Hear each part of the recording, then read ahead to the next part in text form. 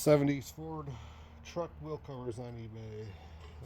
One very teeny tiny thing there, one very teeny tiny thing there. Barely even see it. They're there, but you barely see it. And again, one little couple of creases right there, very, very tiny. Barely see them. Paint's not 100%, but the paint's, it's got some fading to it, but that's common with these. Rarely find one with all its paint.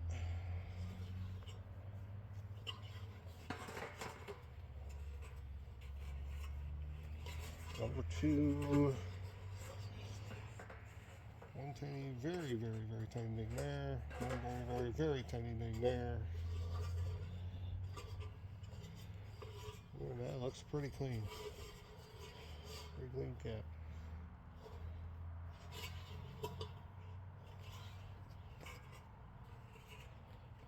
Number three.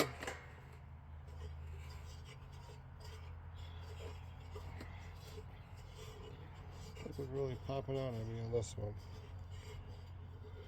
Yeah, I'm gonna go some paint in the paint. That's gonna happen. And that's one very tiny one there. That's about all I see. Number four.